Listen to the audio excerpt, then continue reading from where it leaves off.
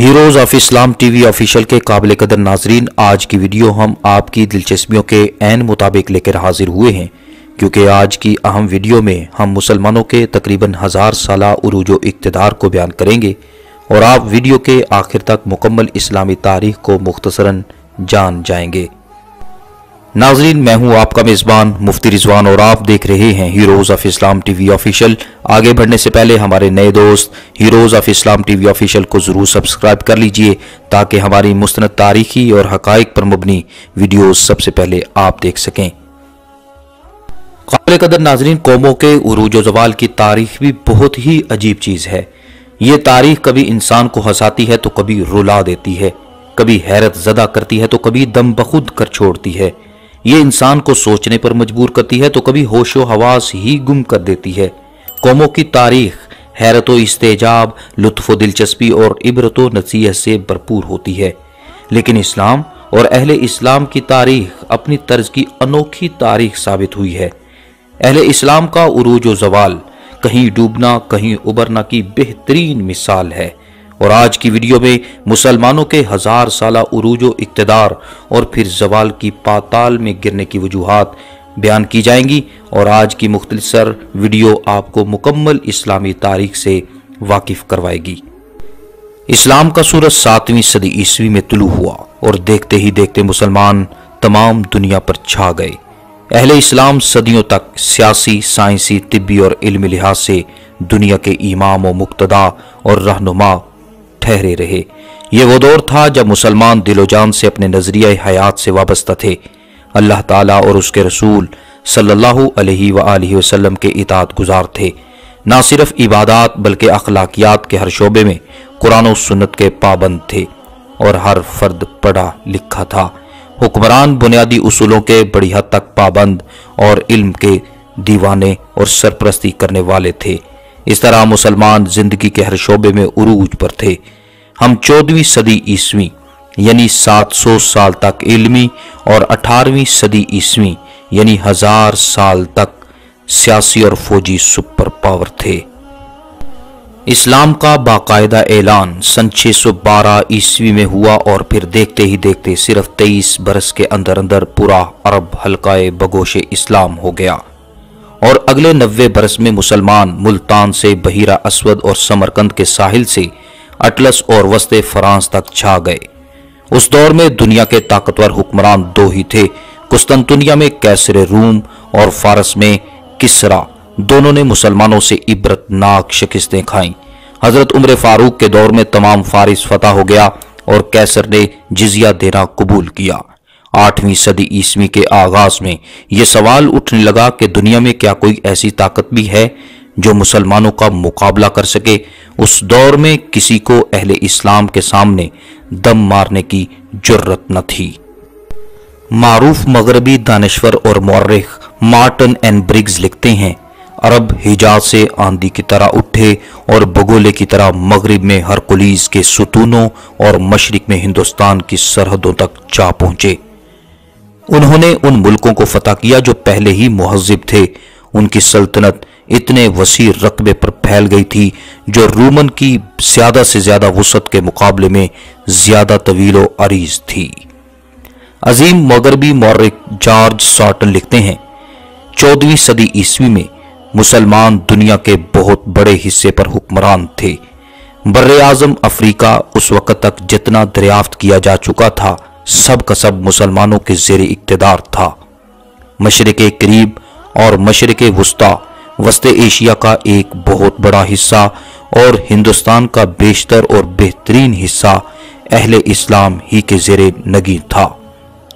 नाजरीन, मुसलमानों ने हिंदुस्तान में तकरीबन 1000 साल, स्पेन में तकरीबन 800 साल, सिसिली में 264 साल और जनूबी फ्रांस में 200 साल हुकूमत की। इसके अलावा अहले इस्लाम ने अल्बानिया, बल्गारिया, यूनान, यूगोस्लाविया, सर्बिया और पोलैंड पर भी हुकूमत की। 8वीं सदी से 18वीं सदी के वस्त तक अहले इस्लाम दुनिया की सुपर पावर थे। नाज़रीन, पैगंबर इस्लाम हज़रत मोहम्मद सल्लल्लाहु अलैहि वसल्लम ने पहली वही के नुज़ूल के साथ ही तबलीग का आगाज़ कर दिया। چنانچہ اہل مکہ نے ہر حربے سے حضرت محمد صلی اللہ علیہ وسلم کے مشن کو ناکام کرنے کی بھرپور کوششیں کی، مگر اسلام کا نور آہستہ آہستہ پھیلتا چلا جا رہا تھا۔ اس ناکامی کے بعد مشرکین مکہ نے مسلمانوں کو سخت تکلیفیں دینا شروع کر دیں۔ مسلمانوں نے ان کے ظلم و ستم کی انتہاؤں کو دیکھتے ہوئے مدینہ کی طرف ہجرت کی، مکہ کو چھوڑ دیا۔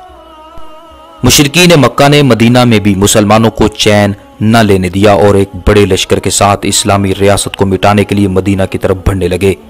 مشرکین مکہ کے لشکر میں کم و بیش 1000 افراد تھے، ان کے پاس 600 زرہیں، 700 اونٹ تھے، جبکہ مسلمانوں کی تعداد صرف 313 تھی، جن کے پاس گنتی کی چند تلواریں اور صرف 8 مسلمانوں کے پاس زرہیں اور صرف 70 اونٹ تھے۔ لیکن بدر کے میدان میں جب دونوں فوجوں کا آمنا سامنا ہوا تو مسلمان جذبہ شہادت سے سرشار ہو کر بڑی بے جگری سے لڑے۔ آخرکار بدر کے اس میدان میں مشرکین مکہ کو شرمناک شکست کا سامنا کرنا پڑا اور وہ 70 قیدی اور 70 لاشیں چھوڑ کر بھاگنے پر مجبور ہو گئے۔ غزوہ بدر کی شرمناک شکست نے مکہ کے گھر گھر میں کوہرام مچا دیا تھا، چنانچہ کفار مکہ اپنے مقتولین کا بدلہ لینے کے لیے اگلے ہی سال پھر مدینہ پر حملہ آور ہوئے۔ اس مرتبہ مشرکین مکہ کی تعداد 3000 تھی، جبکہ مسلمان صرف 700 تھے۔ احد کے مقام پر خون ریز جنگ ہوئی، لیکن اس جنگ میں فریقین کامل فتح و شکست سے محروم رہے۔ سن 627 عیسوی میں مشرکین مکہ نے ایک مرتبہ پھر عرب کے بہت سے قبائل کی مدد سے مدینہ پر حملہ آور ہونے کی کوشش کی۔ کفار کی مجموعی تعداد 10,000 تھی، جبکہ نبی محترم صلی اللہ علیہ وآلہ وسلم نے حفاظتی تدابیر اختیار کرتے ہوئے مدینہ کے گرد ایک خندق کھدوالی تھی، جس کی وجہ سے کفار مدینہ میں داخل نہ ہو سکے۔ جنگ خندق کے صرف 3 سال بعد سن 630 عیسوی میں نبی محترم صلی اللہ علیہ وسلم 10,000 کا لشکر لے کر مکہ پر حملہ آور ہوئے۔ اہل مکہ کے پاس مزاحمت کی طاقت بھی نہ تھی، چنانچہ رسول محترم صلی اللہ علیہ وسلم ایک فاتح کی حیثیت سے مکہ میں داخل ہوئے۔ نہ کوئی مکان لٹا اور نہ ہی کسی عورت کی بے حرمتی ہوئی۔ اس طرح بغیر خون بہائے مکہ کو فتح کر لیا گیا۔ فتوحات کی تاریخ میں اس نوعیت کے پرامن داخلے کی مثال ہی نہیں ملتی۔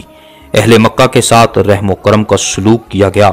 حضور صلی اللہ علیہ وسلم نے ابو سفیان جیسے جانی دشمن کو بھی معاف کر دیا۔ صرف چند مجرموں کو، جنہیں انصاف مجرم قرار دیتا تھا، سزا دی گئی۔ نبی محترم صلی اللہ علیہ وسلم کے وصال کے وقت سارے جزیرہ نمائے عرب پر اسلام کی حکومت قائم ہو چکی تھی۔ وصال نبوی صلی اللہ علیہ وآلہ وسلم کے بعد تمام صحابہ کرام نے بالاتفاق حضرت ابو بکر صدیق رضی اللہ تعالی عنہ کو خلیفہ منتخب کر لیا۔ چنانچہ آپ نے 2 سالہ حکومت میں کئی مرتد قبائل اور باغی قبائل کو متحد کرنے اور بغاوت پر قابو پانے میں کامیابی حاصل کی۔ آپ نے نہ صرف ارتداد اور بغاوتوں پر قابو پایا بلکہ عرب کی سرحدوں کے باہر بھی فوج بھیجی۔ آپ نے حضرت اسامہ بن زید رضی اللہ تعالی عنہ کے لشکر کو رومیوں کی طرف بھیجا۔ جناب ابو بکر صدیق رضی اللہ تعالی عنہ کی وفات کے بعد اہل اسلام نے حضرت عمر فاروق رضی اللہ تعالی عنہ کو دوسرا خلیفہ اسلام مقرر کیا۔ حضرت عمر فاروق کی قیادت میں مسلمانوں نے حیرت انگیز فتوحات حاصل کی، چنانچہ انہوں نے سن 635 عیسوی میں اردن کو فتح کر لیا۔ سن 637 عیسوی میں انہوں نے ایرانیوں اور رومیوں کو شکست فاش دی اور یروشلم یعنی بیت المقدس کی عظیم الشان فتح حاصل کی۔ مسلم افواج نے سن 641 عیسوی تک فارس، شام، فلسطین اور مصر کو فتح کر لیا۔ سن 643 عیسوی میں طرابلس یعنی لیبیا فتح ہوا۔ حضرت عمر فاروق کے دور میں عراق، الجزیرہ، آرمینیا، آذربائیجان، کرمان، خراسان، ہرات، ہمدان، دیلم، رے، تبرستان، سیستان، فارس اور مکران اسلامی حکومت کا حصہ بن گئے۔ ناظرین، گویا کہ آپ یوں کہہ سکتے ہیں کہ جنگ بدر کے صرف 20 برس بعد مسلمان ایک وسیع و عریض سلطنت کے مالک بن گئے تھے، جو 22 लाख मुरब्बा मील पर मुहित थी। उस दौर में दुनिया में ईरान और रूम दो सुपर पावर्स थीं। मुसलमानों ने कैसर रूम और ईरान के किसरा दोनों को शिकस्त फाश दी। मशहूर मगरबी मौर्रिख कैरन आर्मस्ट्रांग लिखती हैं, इस्लाम की आमद से पहले अरब एक हकीर सा ग्रुप था, लेकिन निहायत मुख्तसर मुद्दत के अंदर उन्होंने दो आलमी सल्तनतों को बड़ी शिकस्त से दो चार कर दिया।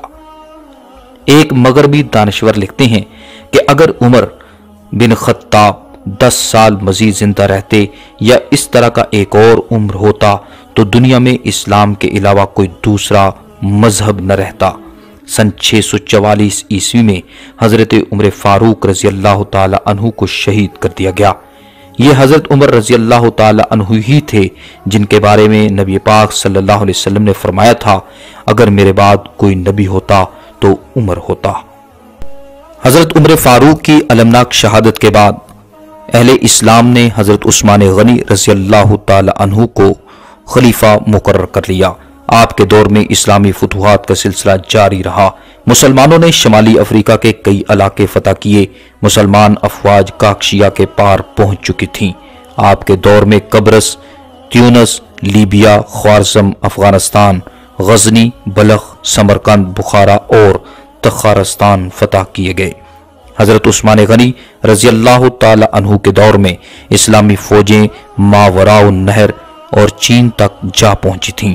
आपके दौर में मुसलमानों ने पहली बहरी फौज तैयार की। खिलाफत राशिदा के दौर के बाद बनु उमैया और बनु अब्बास के अदवार आते हैं। चनाचे बनु उमैया के दौर में भी फतुहात का सिलसिला जारी रहा। हजरत उकबा बिन नाफे ने सन 683 ईस्वी में अलजायर और मराकिश फतह किए। वलीद अव्वल के ज़माने में कुतैबा बिन मुस्लिम ने सारे वस्त एशिया को काशगर तक मुसख्खर कर लिया। इसी इस्लामी दौर में मोहम्मद बिन कासिम ने बलोचिस्तान, सिंध, मुल्तान तक का इलाका इस्लामी हुकूमत में शामिल किया। हश्शाम के दौर में यानी सन 763 ईस्वी में मुसलमानों ने एशिया में सीना के सहराओं से मंगोलिया के जंगलों तक को जेर कर लिया। उस दौर में मुसलमानों ने बर्रे अजीम यूरोप में स्पेन और पुर्तगाल को भी फतह किया। मशहूर मुस्लिम जर्नैल तारिक बिन ज़ियाद सन 711 ईस्वी में 7000 मुजाहिदीन को लेकर स्पेन को फतह करने के लिए निकले। आप 28 अप्रैल सन 711 ईस्वी को समंदरी रास्ते से जबल तारिक पहुंचे। आपने साहिल पर उतरते ही कश्तियों को जला दिया। इस तरह वापसी के सारे रास्ते बंद कर दिए गए। इस तरह की मिसाल दुनिया में शायद ही पहले मौजूद हो। आपने मुजाहिदीन के सामने एक पुरजोश खुतबा दिया जिसमें कहा कि हमारे लिए वापसी के रास्ते बंद हैं। अब हम फतह याब होंगे या फिर अल्लाह की राह में शहीद कर दिए जाएंगे। स्पेन का बादशाह रॉड्रिक मुसलमानों के मुकाबले में आया। 8 दिन गुमसान का रन पड़ा रहा। आखिरकार दुश्मन फौज ने शिकस्त खाई और बादशाह रॉड्रिक भाग निकला। इसके बाद मुसलमान आगे से आगे ही बढ़ते गए, हत्ता कि सिर्फ 4 साल में पूरे स्पेन पर मुसलमानों की हुकूमत कायम हो गई। स्पेन की फतह और यहाँ इस्लामी हुकूमत का क़याम एक ऐसा तारीखी वाक़या है जिसने यूरोप को सियासी, मुआशी, सकाफती पसमानदगी से निकाल कर एक नई बसीरत और फिक्र अता की। स्पेन पर मुसलमानों ने तकरीबन 800 साल तक हुकूमत की। उस दौर के अहम हुक्मरानों में अब्दुर्रहमान अव्वल, हश्शाम अव्वल, अल हक्म अव्वल, अब्दुर्रहमान सानी, मोहम्मद अव्वल, मुंजिर बिन मोहम्मद अव्वल, अब्दुर्रहमान सालिस, अल हक्म सानी और अल मंसूर शामिल थे। उंदलस का आखिरी मुसलमान हुक्मरान अबू अब्दुल्ला था। दुनिया का हर मौर्रिख तस्लीम करता है कि जब मुसलमान स्पेन में आए तो सारा यूरोप जहालत की तारीकी में डूबा हुआ था। स्पेन यूरोप का एक मुल्क है, वहाँ कोई आलिम न था, न तबीब, न ही कोई साइंसदान। मुसलमानों ने आते ही मुल्क की काया ही पलट दी।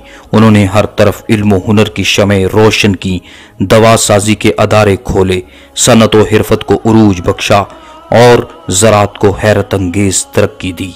मुसलमानों ने स्पेन के हर बड़े शहर में यूनिवर्सिटी कायम की। उन यूनिवर्सिटियों के साथ साथ बड़ी बड़ी लाइब्रेरियां थीं जिनमें लाखों कुतुब मौजूद थीं, جن سے اہل علم مستفید ہوتے تھے۔ مسلمانوں کے دور حکومت میں اسپین کے عالمی سطح کے بے شمار اہل علم، دانشور، طبیب اور سائنسدان پیدا ہوئے، جن کی مثال پورے یورپ میں نہ ملتی تھی۔ ناظرین، اب ہم بات کرتے ہیں ہندوستان کی۔ جیسا کہ آپ پہلے ہی معلوم کر چکے ہیں کہ مکران حضرت عمر فاروق کے دور میں فتح ہو چکا تھا، تاہم حضرت عمر فاروق رضی اللہ تعالی عنہ نے مسلمانوں کو مزید آگے بڑھنے سے منع فرما دیا تھا۔ ولید اول کے دور میں محمد بن قاسم کو مکران کا گورنر مقرر کیا گیا۔ آپ نے مکران کی حکومت کو مضبوط کرنے کے بعد پیش قدمی کرتے ہوئے پہلے ارمن بیلا اور پھر دیبل فتح کیا۔ سن 712 عیسوی میں محمد بن قاسم نے راجہ دہر کو عبرتناک شکست دی اور پھر مزید آگے بڑھتے ہی چلے گئے اور شہروں پر شہر فتح کیے، حتیٰ کہ سارے سندھ کو فتح کرنے کے بعد ملتان پہنچ گئے اور اسے بھی فتح کر لیا۔ اس طرح یہ سارا علاقہ مسلم سلطنت کا حصہ بن گیا، یا یوں یہ ہندوستان میں پہلا مسلم خطہ وجود میں آیا۔ سلطان محمود غزنوی سن 971 عیسوی سے سن 1030 عیسوی تک غزنی یعنی افغانستان اور خراسان کا حکمران تھا۔ اس نے ہندوستان پر 17 حملے کیے، ہر حملے میں ہندوؤں کو شرمناک شکست کا سامنا کرنا پڑا۔ سن 1021 عیسوی میں سلطان محمود غزنوی نے پنجاب کو اپنی سلطنت میں شامل کر لیا اور لاہور اس کا صدر مقام تھا۔ اس طرح سلطان محمود غزنوی نے ہندوستان پر مسلمانوں کی مستقل حکومت کے قیام کا راستہ ہموار کیا۔ سلطان شہاب الدین غوری سن 1192 عیسوی میں دہلی پر قبضہ کر کے ہندوستان میں مستقل مسلم حکومت کی بنیاد رکھنے والا پہلا مسلمان حکمران ہے۔ غوری سلطنت میں موجودہ پاکستان، شمالی بھارت، بہار اور بنگال شامل تھے۔ غوری کے بعد ہندوستان کے اہم حکمرانوں میں قطب الدین ایبک، سلطان شمس الدین التمش، غیاث الدین بلبن، علاء الدین خلجی، محمد تغلق، ابراہیم لودھی اور شیر شاہ سوری تھے۔ سن 1526 عیسوی میں بابر نے مغلیہ سلطنت کی بنیاد ڈالی۔ مغلیہ سلطنت اپنے دور کی عظیم الشان سلطنت تھی۔ ظہیر الدین بابر کے بعد ہمایوں، اکبر، جہانگیر، شاہ جہاں اور اورنگ زیب مغلیہ سلطنت کے عظیم حکمران تھے۔ اورنگ زیب کے بعد مغلیہ سلطنت زوال پذیر ہوئی۔ ان کا آخری حکمران بہادر شاہ ظفر تھا۔ ستمبر 1857 میں انگریزوں نے دہلی پر قبضہ کر لیا اور ہندوستان پر مسلمانوں کی حکمرانی کا چراغ گل ہو گیا۔ یوں مسلمانوں نے ہندوستان پر 1000 سال حکومت کی۔ ناظرین، مسلمانوں نے مختلف ادوار میں بحیرہ روم کے کئی جزائر فتح کیے۔ سب سے پہلے سن 653 عیسوی میں قبرص فتح ہوا۔ یہ حضرت عثمان غنی رضی اللہ تعالی عنہ کا سنہری دور تھا۔ پھر حضرت امیر معاویہ رضی اللہ تعالی عنہ کے زمانے میں سن 672 عیسوی میں روڈس اور 825 میں کریٹ، 827 میں سسلی اور 869 میں مالٹا، 902 عیسوی میں جزائر بلیارک اور 1015 عیسوی میں سارڈینیا فتح ہوا۔ ناظرین، اب ہم بات کریں گے مسلمانوں کی یورپین فتوحات کی، کیونکہ عام طور پر یہ خیال کیا جاتا ہے کہ مسلمانوں نے صرف بر اعظم ایشیا اور افریقہ میں فتوحات حاصل کی اور وہ اسپین کے سوا یورپ میں فتوحات حاصل ہی نہ کر سکے۔ حقیقت بلکہ اس کے بالکل برعکس ہے۔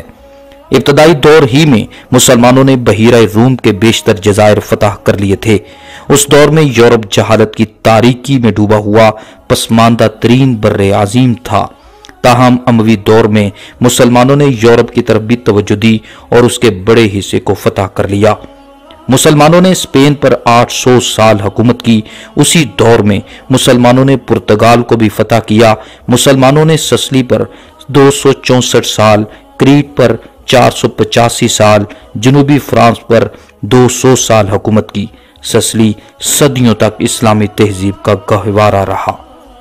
ناظرین، 842 عیسوی میں مسلمانوں نے اٹلی کا شہر مسینہ اور 877 عیسوی میں دارالحکومت سیراکیوز فتح کیے۔ سن 846 عیسوی میں اٹلی کا جنوبی شہر تارنتو بھی فتح ہوا۔ سن 900 عیسوی میں جنوبی اٹلی کا شہر ریو بھی فتح کر لیا گیا۔ اس طرح 1015 عیسوی تک مسلمانوں نے جنوبی اٹلی کے ساحلوں پر کئی شہر فتح کیے۔ اہل اسلام نے جنوبی اٹلی پر تقریباً 150 برس حکومت کی۔ 13ویں صدی عیسوی میں اناطولیہ میں سلطنت عثمانیہ قائم ہوئی۔ پھر ایک صدی کے اندر عثمانی افواج نے ایشیا اور افریقہ کی طرح جنوب مشرقی اور وسطی یورپ میں دور دور تک مسیحی ممالک روند ڈالے۔ سن 1360 عیسوی میں سلطان مراد اول عثمانی نے یورپ کے بڑے حصے پر قبضہ کر لیا۔ اس نے بلغاریہ، مقدونیہ، کوسوو اور سربیا کو بھی فتح کیا۔ سن 1402 عیسوی میں یونان کو سلطنت عثمانیہ میں شامل کر لیا گیا۔ ناظرین، سالونیکا یونان کی مشہور بندرگاہ ہے۔ یہ یونان کا دوسرا بڑا شہر بھی ہے۔ اسے ترکوں نے سن 1430 عیسوی میں فتح کیا اور 1912 تک تقریباً 500 سال مسلمان یہاں حکمران رہے۔ سن 1451 عیسوی میں سلطان محمد فاتح عثمانی نے جارجیا کو اپنی سلطنت میں شامل کیا۔ ناظرین، قسطنطنیہ رومی حکومت کا ایک اہم شہر تھا۔ مسلمان کئی بار اسے فتح کرنے کی کوشش کر چکے تھے مگر کامیاب نہ ہوئے تھے۔ آخرکار سلطان محمد فاتح نے سن 1453 عیسوی میں قسطنطنیہ کو فتح کر لیا، جو اب استنبول کہلاتا ہے۔ سن 1458 عیسوی میں سلطان محمد فاتح نے جنوبی یونان، 1460 عیسوی میں ایتھنز اور 1461 عیسوی میں البانیہ اور 1463 عیسوی میں بوسنیا کو بھی فتح کر لیا۔ 1479 عیسوی میں اہل وینس نے جنگی تاوان اور سالانہ جزیہ کی ادائیگی کی شرط پر عثمانیوں سے صلح کی۔ عثمانی فوجوں نے ہنگری اور پھر آسٹریا کو تاراج کیا۔ سلطان محمد فاتح کے عہد میں مشرقی یورپ کی اہم ترین ریاست کرائمیا، جس کو یوکرین بھی کہا جاتا ہے، عثمانیوں کی باج گزار بن چکی تھی۔ سلطان محمد فاتح کے دور میں مسلمان یورپ کے 17,03,000 مربع کلومیٹر کے علاقہ پر حکمران تھے۔ سلطان محمد فاتح کے بعد بھی یورپ میں شاندار اسلامی فتوحات کا سلسلہ جاری رہا۔ سلیمان القانونی نے سن 1521 عیسوی میں بلغراد کو فتح کیا اور 1530 عیسوی میں ترک افواج ویانا یعنی آسٹریا کے دروازوں تک پہنچ چکی تھیں، حتیٰ کہ سن 1571 عیسوی میں عثمانی افواج ماسکو یعنی روس میں داخل ہو گئیں۔ عثمانیوں کے آخری دور میں یورپ کا 35,43,662 مربع کلومیٹر رقبہ عثمانی سلطنت کے زیر نگیں تھا۔ ناظرین، مختلف ادوار میں یورپ کے جو ممالک اور اہم علاقے سلطنت عثمانیہ کے زیر نگیں رہیں وہ یہ ہیں: پولینڈ، ہنگری، مشرقی Austria, Serbia, Bulgaria, Romania, Yugoslavia, روس میں Crimea, Moldova, Chechnya, Georgia, Dagestan, Armenia, یونان، Montenegro, Croatia, Albania, Kosovo, Slovenia, مقدونیہ، ٹرانسلوینیا اور بوسنیا اور ہرزیگوینیا وغیرہ علاقے مسلمان سلطنت کے ماتحت تھے۔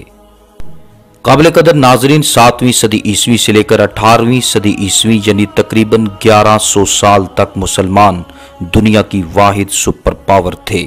کبھی عمر فاروق، کبھی بنی امیہ، کبھی بنو عباس، کبھی امیر تیمور، کبھی صلاح الدین ایوبی، کبھی مغلوں اور کبھی ترکوں کی شکل میں کسی کو اہل اسلام کے سامنے دم مارنے کی جرت نہ تھی۔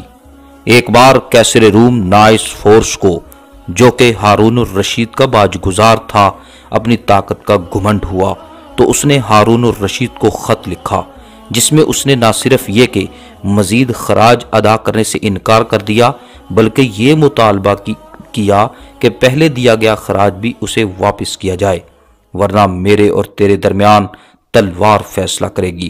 خط پڑھتے ہی ہارون الرشید جلال میں آ گیا اور اسی خط کی پشت پر لکھا، ارے رومی کتے، میں نے تیرا خط پڑھا، اس کا جواب تو آنکھوں سے دیکھے گا، سن نہیں سکے گا۔ پھر برق رفتاری سے قیصر پر حملہ کیا اور اسے ذلت امیز شکست سے دوچار کر دیا۔ اس نے صلح کی درخواست کی اور پہلے سے زیادہ خراج دینے کا وعدہ کیا۔ ناظرین، یہ ایک تلخ حقیقت ہے کہ اقتدار کے حصول کے لیے مسلمانوں نے آپس میں بھی کشت و خون کیا۔ یہ بھی حقیقت ہے کہ 18ویں صدی تک پوری دنیا میں حصول اقتدار کا صرف یہی ایک طریقہ تھا کہ جو طاقتور حکمران بنتا وہ دوسروں کو تلوار کے زور سے زیر کر لیتا۔ اگرچہ مسلمانوں نے آپس میں قتل و غارت کی، مگر غیر مسلموں کے معاملے میں ہمیشہ رحم دلی اور ہمدردی کا ثبوت دیا۔ مسلمانوں نے جنگوں اور فتوحات میں ہمیشہ رحم دلی اور اعلیٰ اخلاق کا مظاہرہ کیا۔ مکہ مکرمہ خون بہائے بغیر فتح ہوا تھا۔ اسی طرح حضرت عمر فاروق کے دور میں جب یروشلم کو فتح کیا گیا تو کسی بے گناہ کو قتل نہ کیا گیا، نہ ہی کسی عورت کی بے حرمتی ہوئی۔ مسلمان افواج کبھی بھی بچوں، بوڑھوں اور مذہبی علماء کو قتل نہ کرتی۔ عورتوں کی عزتوں کو پامال نہ کیا جاتا، حتیٰ کہ غیر ضروری طور پر جانوروں کو بھی ہلاک نہیں کیا جاتا تھا اور نہ ہی درخت کاٹے جاتے تھے۔ مسلمان ہمیشہ اپنے وعدوں اور معاہدوں کی پاسداری کرتے تھے، جبکہ دوسری طرف غیر مسلموں نے ہمیشہ مسلم عورتوں، بچوں اور بوڑھوں کو بے دریغ قتل کیا۔ خواتین کی عصمت دری ہوئی اور اکثر اوقات معاہدوں کی خلاف ورزی بھی کرتے تھے۔ جب صلیبیوں نے یروشلم فتح کیا تو انہوں نے مسلمانوں پر بے پناہ ظلم و ستم کیے۔ 70,000 مسلمان مسجد اقصی میں شہید کر دیے گئے تھے۔ ان کو تشدد کے ذریعے قتل کیا گیا، جسم میں کیل ٹھونکے گئے تھے، کھالیں کھینچی گئیں، آنکھیں نکالی گئیں، زبانیں کاٹی گئیں اور جسمانی اعضاء کاٹے گئے تھے۔ ہر طرف مسلمانوں کے ہاتھ اور پاؤں کے انبار لگ چکے تھے۔ گلیوں میں سر ہی سر نظر آتے تھے۔ یورپی مورخ مچارڈ کے بقول صلیبیوں کے گھوڑوں کے قدم مسلمانوں کے خون میں ڈوبے ہوئے تھے۔ بے رحمانہ قتل و غارت کے علاوہ بے شمار عزتیں بھی لوٹی گئیں۔ ناظرین، اسی طرح جب اسپین میں اسلامی حکومت کا خاتمہ ہوا تو لاکھوں مسلمانوں کو قتل کیا گیا، ان کو زبردستی عیسائی بنایا گیا اور باقی کو ملک بدر کر دیا گیا، حتیٰ کہ اسپین میں ایک بھی مسلمان باقی نہ بچا۔ دوسری طرف مسلمانوں نے اسپین پر 800 سال اور ہندوستان پر تقریباً 1000 سال حکومت کی تھی، مگر وہاں کسی ایک کو بھی زبردستی مسلمان بنانے کی ایک بھی مثال نہیں ملتی۔ سلطان صلاح الدین ایوبی نے جب بیت المقدس کو فتح کیا تو نہ کسی بے گناہ کو قتل کیا اور نہ ہی کسی عورت کی بے حرمتی ہوئی۔ یروشلم کی فتح سے سارے یورپ میں کوہرام مچ گیا تھا۔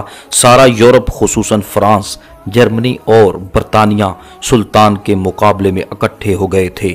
جنگ کے دوران شاہ انگلستان ریچرڈ اور شاہ فرانس بخار میں مبتلا ہو گئے تو سلطان ایوبی نے ان کی بیماری کا سن کر کوہ لبنان سے برف منگوا کر ان کو بھیجی۔ اس طرح ان کے صحت یاب ہونے تک ہر روز برف، سرد پانی، تازہ پھل، میوے اور ادویات بھجواتا رہا۔ ریچرڈ کا گھوڑا ناکارہ ہو گیا تو سلطان ایوبی نے اسے اپنا گھوڑا بھجوایا۔ سلطان کے مقابلے میں صلیبی ناکام و نامراد لوٹے۔ اس کے برعکس ریچرڈ نے معاہدے کی خلاف ورزی کرتے ہوئے 2700 مسلمان قیدی بے رحمی سے شہید کر دیے تھے۔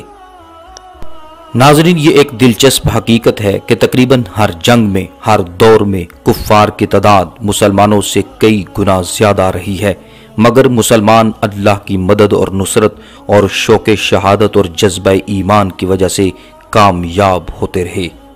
ناظرین، امید کرتا ہوں کہ آپ کو آج کی ہماری ویڈیو ضرور پسند آئی ہوگی۔ ہماری ویڈیو کو لائک کیجئے، دوسروں تک شیئر کیجئے اور دیکھتے رہیے، سنتے رہیے heroes of Islam T V official.